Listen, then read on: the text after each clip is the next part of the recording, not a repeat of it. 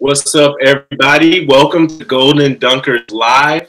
I'm your host, Kendal Shell. Today we have a special episode, probably the first Dunkers Live with one of the players off of the most recent roster, under new coach Ben Johnson. We have Luke Loewe. What's up, man? What's up, everybody? Happy to be here. Yes, sir. Yes, sir. Pleasure to have you. I mean, first off, I think on behalf of everybody, you know, how you played, especially how the whole team played, but specifically how you played just with your heart on your chest, I feel like, and like you kind of laid it all out there. And like I was just joking about like how the body feel. Like you're that type of dude. I saw the picture of a photography guy, so I saw the picture that was up for some awards from Star Tribune. I don't even know how that play ended, but it's just like, be careful. I'm glad the next career path you're going after, it doesn't involve falling on the hardwood as much. We'll see. But on behalf of everybody, just appreciate everything you did for Gopher Nation. Obviously, as an alum, much respect, much respect. Thank you. Appreciate that. So, yeah, man, let's get started. You know, there's a few things we want to get covered. But first, for anybody that is not aware of your journey, of your basketball journey, you know, of how you came to the Gophers last year. There was a ton of headlines, obviously. Johnson, he brought in a lot of new guys. And it was almost hard for everybody to follow. It was almost like, all right, let's keep going. It wasn't a let's dig deep, right? Everybody didn't get that normal backstory that, you know, a lot of guys get when they're those freshman recruits. So give us that, you know, quick but in-depth backstory on your path as a basketball player to the Gophers. Yeah, so my first 4 years, I started off playing at William and Mary out in Virginia. I guess backing up a little bit, I'm originally from Fond du Lac, Wisconsin, so I'm a Wisconsin kid, fortunately. And yeah, I decided to go out to the East Coast to play hoops for the tribe. And then there was actually my first 2 years was with the coaching staff that recruited me there. Then there was a coaching change. And I actually ended up staying through that. And Coach Kemp was one of the assistants that got hired. So that was my connection to Coach Kemp. That has been my guy. So after my senior year, I got the COVID year back because I never really got hurt and I never redshirted. So I played my first 4 years. I didn't. Obviously, my first 4 years, not all of them were like super successful. It was kind of a rocky road, but by the time I was a senior, I had the opportunity to open a new opportunity and chapter in my career. I graduated from William and Mary, and then I entered the portal and, you know, start talking with Coach Johnson, even before Coach Kemp was like in the conversation with Minnesota. So that was kind of cool that ended up happening. But you know, I just really liked what Coach Johnson was all about. I got to talk to him on the phone a few times, and it was kind of a no-brainer. I loved what he was about, and coming up a lot closer to home, and then playing the Big Ten for Minnesota was like a dream. So that's what's up. That's what's up. I mean, talk, I guess, a little bit about that first, I guess, few months all the way up into the season. Like, I would even say touch upon like playing during COVID, like, and kind of coming off of that spell, because I think that's something everybody asks about. Like, what was it about, you know, that made it so hard, right? Like, you guys essentially had to take time off. You didn't know what was happening. You had all these rules. I don't even know like what the rules were. I can't imagine. I mean, COVID tests you had to go through. Like, just talk a little bit about that. Yeah, my true senior year at William and Mary was just a mess. Like, that was right in the middle of COVID. I believe the year before that is when the NCAA tournament was completely canceled. So then we were coming into the next year already into COVID fully. We played our first game, made it through all of preseason practice, no issues. We had to wear a mask the whole time. Yeah, practice even, which was wild. Played our first game, and then someone got COVID, so we were shut down for like 2 weeks. And when we quarantined, I didn't live in a dorm, thankfully. I lived in a townhome with my former roommate, Austin Washburn, and it was a 2-person townhome. And basically during quarantine, which was at the time, I think it was 14 days, we would have team Zoom calls daily, and we would literally work out in our townhome, like in our apartment, like doing ball handling drills on our living room carpet on live Zoom call with like the coaches and the players, and like trying to do like push-ups and weight training and conditioning stuff in your living room on carpet, like sweating on the carpet. It was just weird. And then we would finally get back to playing games, and then we would play games. It was just dead. It was like a closed scrimmage. There was no fans. It's tough to create energy. It was just weird. So yeah, coming and then playing this year in the Big Ten in some packed stadiums, it was like a whole 180 opposite thing. So it was pretty. I bet. Yeah, talk a little bit about that, man. Like, because I mean, kind of we know a little bit about your past right now, but like playing in the Big Ten, obviously, it's dope. Like that's when people ask about playing career now. The first thing I talk about is honestly was the experience playing in the Big Ten against the teams in some of those arenas. So I mean, just talk a little bit about playing for the Gophers, man. Playing for the Gophers and playing for Minnesota, and maybe what surprised you, and what you took away from it. Yeah, I mean, it was an amazing experience playing at the barn. Our fans were awesome. At first, it took me a little bit to get back into the state of playing in front of huge crowds and kind of getting used to that again. It had been like over a year, and I was kind of adjusting to playing at Williams. It took me a bit, but then once I got into the groove of it during Big Ten, I just loved playing there. It was so much fun, like the crowd and the fans. That was our home place. So, and then even the places we got to travel to, playing on the road, it was a very cool experience. Yeah. What was the best place on the road? What was your favorite arena? Well, we won at Michigan, so that was my favorite game. Yeah. And I think Michigan State, even though we unfortunately lost on that buzzer beater layup, that was pretty cool. That was pretty cool. Right. So yeah, Michigan State, Indiana, those are definitely tough places. I always thought Purdue was tough to play at too. Yeah, we never going to play there, but that's what I heard. Yeah, Purdue's definitely a tough spot. What I mean, as far as just your last conference and where you came from, like, what do you think is the biggest difference, or kind of what would you explain to somebody, like one sentence, Big Ten basketball, man? What is it to you? Yeah, I would just say toughness, like physicality, or toughness or physicality. Yeah, it's just a grind, like the whole game. Little stuff that like playing in those games, and I thinking about going back to play in the CAA, it'd just be a whole different ball game. Now that I like learned what it's like to play in a game like that and be able to feel comfortable in a game like that, it's just a whole different ball game playing with. I mean, the Big Ten this year had so many NBA guys, or to be NBA guys. There was so much talent and size, physicality. Yeah, it was a big difference. Yeah, no, for sure. That's. I remember like all the guards that played, like when we played, it was like no. And the bigs used to tell us like, yo, like don't come in the paint like that. You know what I mean? Like they do it at practice, and we be like, bro, what you mean? Like no, like that's how it's gonna be. Like probably gonna be worse. You know what I mean? So it's definitely a different level. It's a different ball game.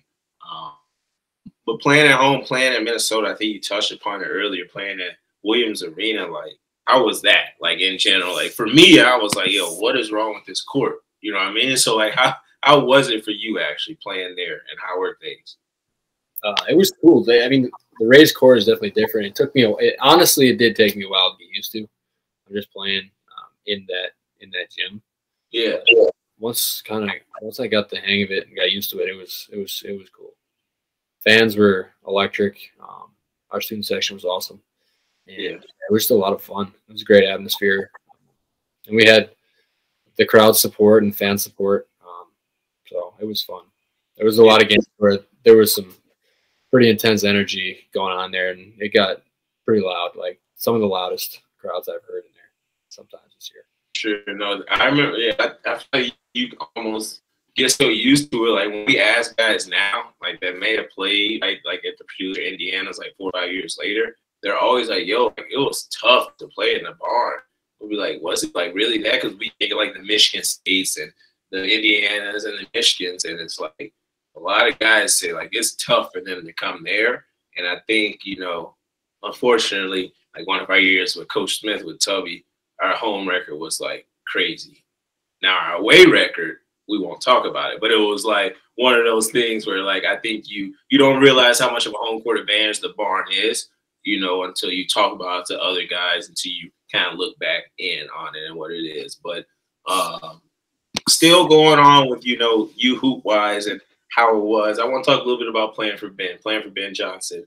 I'll let you know earlier, I also had Coach Johnson as a coach. So when Coach Pitino came in my junior year, he brought in Ben as an assistant coach. So Ben worked very closely with all the guards during that time. So, you know, all the guard posts when they split up, that type of stuff. And he was also the dude that you could really talk to about anything. So that's why we were all so hyped to have him come back and lead the helm. But you know, you obviously were somebody he trusted a lot, and you were out there a lot. And I know he had to communicate to you a lot. So just talk a little bit about, you know, playing for Coach Johnson, you know, and how that was, you know, in comparison to anybody else you played for, and just give a little insight, because obviously everybody's itching to know, all of our fans, everybody connected to the program, just because he is somebody that everybody around the program respects so much, since he did wear that M on his chest. And, you know, it means a little more than any of the past coaches that came before him. Yeah. Yeah, definitely. I mean, like you said, he played here too. He played in the barn, so he knows what it's like. And I mean, some of the stuff that he would tell us pre-game, you know, post-game, some practice, like it was really nice to have someone who had done it, like who had played in the Big Ten, who knows what it was like. And then, yeah, just for me personally, I really liked playing for Coach Johnson. He was a very easy coach to play for. You know, he was a player's guy too. He understood the players, was able to communicate with us well. And, you know, he definitely, I felt like he trusted me to be out there. And then one thing I really appreciated is during the season, he actually kind of pushed me a little bit, kind of just took me aside after one practice and just kind of told me to loosen up a little bit and kind of just, yeah, you know, have fun out there. And I think that really helped me, especially on the offensive side, you know, kind of perform a little better than I had been. But, you know, like I said, he was a great coach to play for. And I definitely appreciate the opportunity that he gave me to play here. So. No, that's dope. And that's a dope story to hear. And, you know, from me, even being very observant during my time and, you know, now being around teams, the fact that he did take you aside and literally say, loosen up a little bit. I think a lot more coaches probably could take note to that. Like, I know a lot of dudes that could just hoop. And like, as we probably saw with you had that game too, or you could just hoop. But, you know, when you have to play in the confines of a college system, when you're playing in the Big Ten, like, you obviously know, like, things start to get tight and you're starting to make sure you're playing like you're not making any mistakes. You don't want to see everything coming up on that board at the next day of practice after the games. Everything starts to just get tough. So it's dope to hear that he did that. And I think more coaches need to do that, because guys do get tight out there. If you just remind them, like, yo, just go hoop, like you know how to do, you know, it becomes a lot easier. But I like what you said, I think, about trust and communication. I feel like those, obviously the trust thing is big. And I think even though a lot of coaches say they trust, they don't really have the trust, right? They'll say they have trust, then all of a sudden they'll pull back during the game. And I think, you know, from the outside looking in, you can see that he trusted you guys. And from a communication standpoint, like, that's huge. From a communication standpoint, what was it? You know, I want to kind of dive a little deeper into that. Like, what was it about how Coach Johnson communicated? Was it just the fact that he did communicate consistently, or was it just the way he communicated his words, or was it a mix of both? Yeah, I mean, it was a mix of both. He was constantly communicating with us, you know, giving us instruction, but also listening to the players too. I think that's big. Not a lot of coaches are like that, especially, you know, especially high major coaches. A lot of them have, you know, kind of their way and their system, and like their way is the highway kind of thing. But, you know, Coach Johnson would listen to the guys, and we'd come into timeout and talk about what's going on out there, make adjustments based on that. Like I said, he trusted the older guys and guys out there to make the right decisions, and kind of would adjust and listen to things that we saw and like we were experiencing on the floor. So it was, I mean, like I said, it was very easy to play for him, and I had a lot of fun doing it, because, you know, he wasn't a guy that was, he gave the players confidence to, play our games. And like, we didn't have to play in fear. Like, some coaches, if you make one mistake, you're yanked in on the bench. But I mean, like I said, he trusted us. He wanted us to play free. And he would always say, like, play the games with the utmost confidence. Even if you miss your first couple shots, shoot the next one. Don't hesitate at all. And like, he was continuously putting confidence into us. So that's I think some people call that a player's coach, which is dope. That's dope to hear. And I think it showed the confidence that everybody played with and the culture everybody has. So that's definitely dope to hear. So yeah, I wanna dive into quick transition. We started above water. Let's dive underwater right now and talk a little more about stuff that's come up late, and what you're looking to do. And maybe some Gopher fans might not be aware, but you have a fishing career, which you could call it on the side, you could call it in the front. Right now is the only thing in front of you, from what it sounds like. But talk a little bit to everybody that may not know, all the listeners, just about what has gone on over the past, first the past year, about you and, in Minnesota, and, new program there, and what you've done to resurge that, and what the plans are for that going forward. Yeah. So just my whole life, I've been huge into basketball. Obviously, that was my passion. And outside of that, I would love bass fishing. That was my other deal.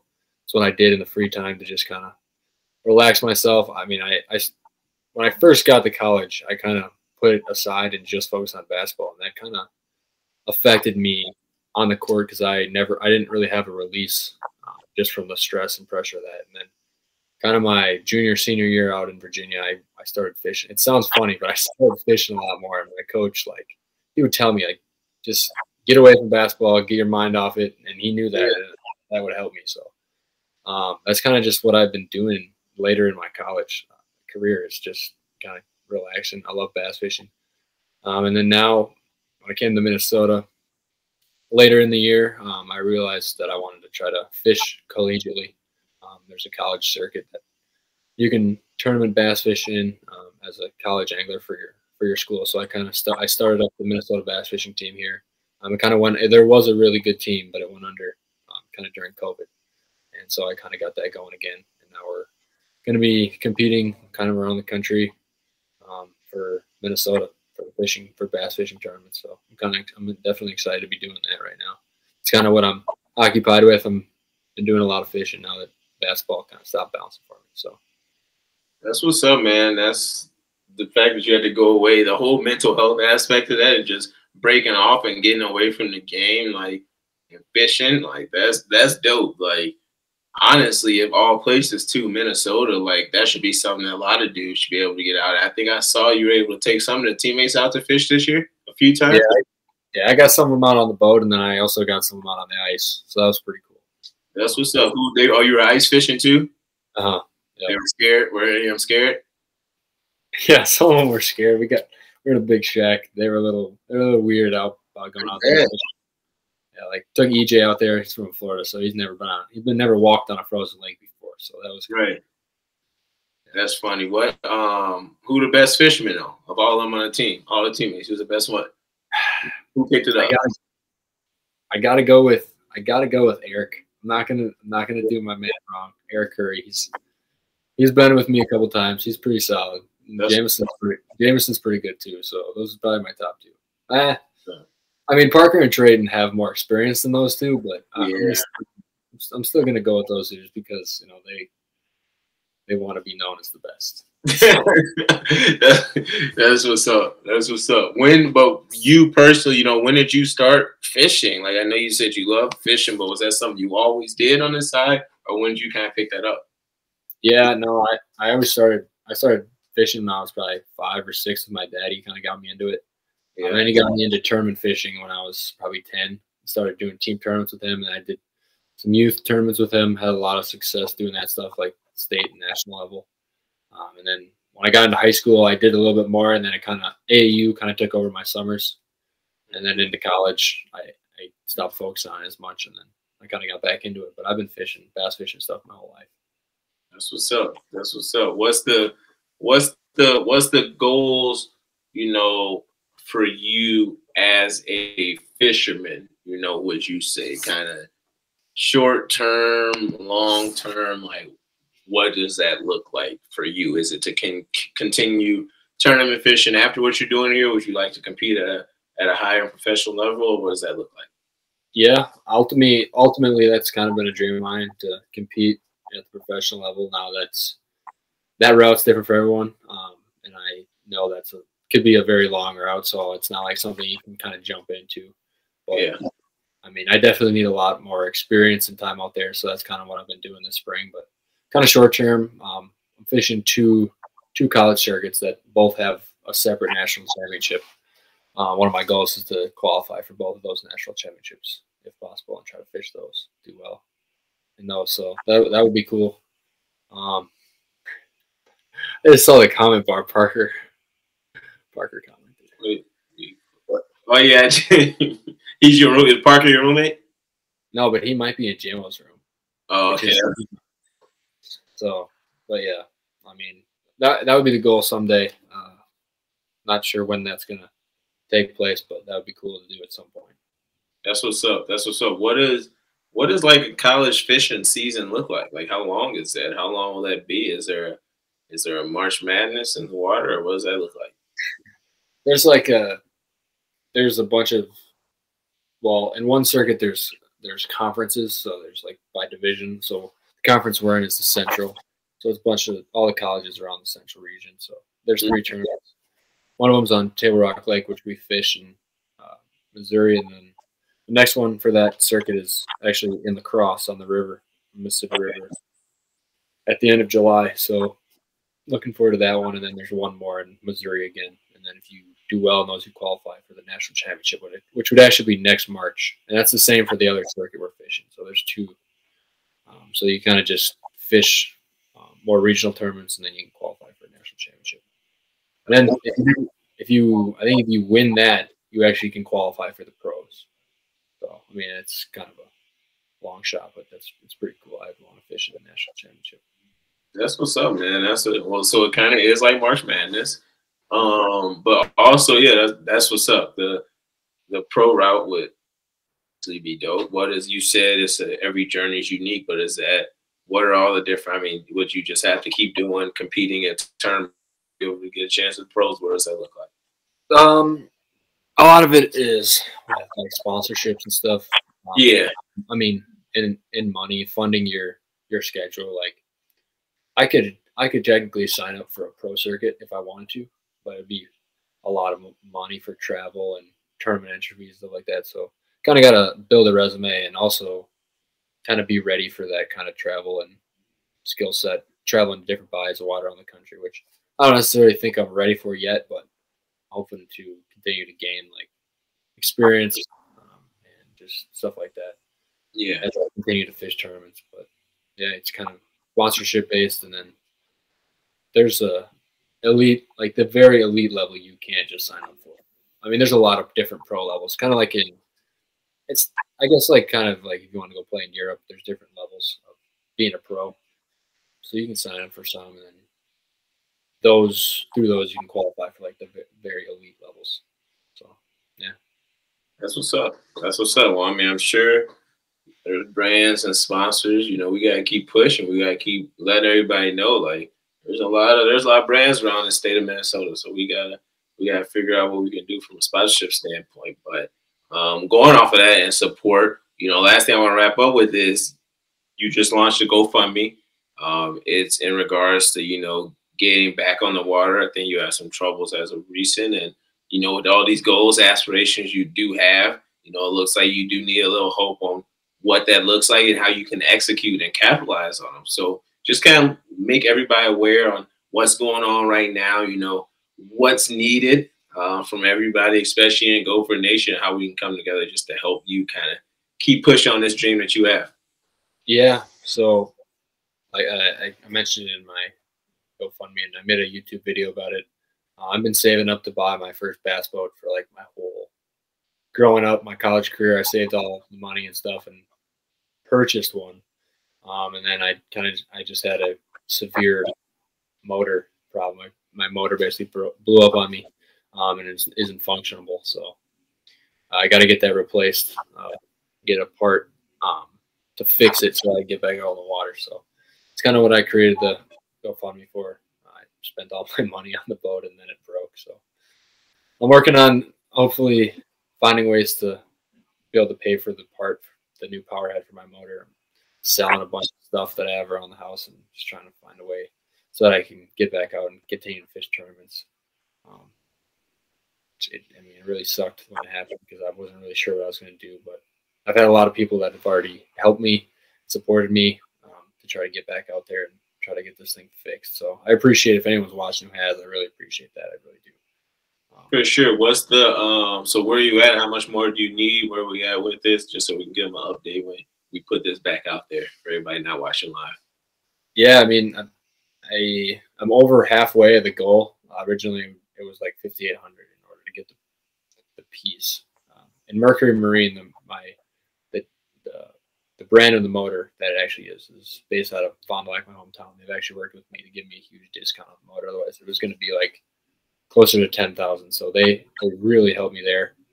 But yeah, I'm over halfway. So I need to find a way to raise or sell stuff to get like a little over $2,000 more, and I can buy the part to fix it. So awesome. Well, I mean, we need this. I'm sure that's something we can figure out for sure. We gotta get this out there. We gotta make that happen. So everybody, you've heard it here first. Whatever. I'm sure you're not saying no to any donations. So anything helps. Anything you can provide here just to get Luke back on the water, I think would be beneficial. And I think there's gonna be something to be said about some type of fish just for hoopers in general, from the sound of it, from the mental health break sound of it, and what you're doing out there, what you were doing last year. Obviously, it helps your game on the court. So that's definitely something we need to focus on. But I will make sure to share the link with everybody, with our team here on the Golden Dunkers crew, just to make sure that they share that out and we push it out there. Everybody can support in any way possible. Last piece, man, I just want to talk about it. Final words as far as playing for the Gophers, right? It was short, but I think it was one of those years that a lot of people remember you forever, and I think you'll remember the program just from a basketball standpoint.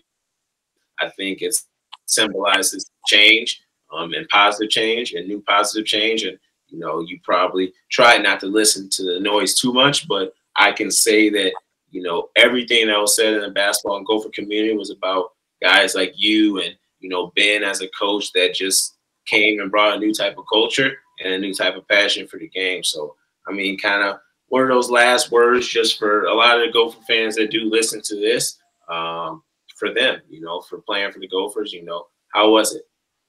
Yeah, I mean, it was amazing.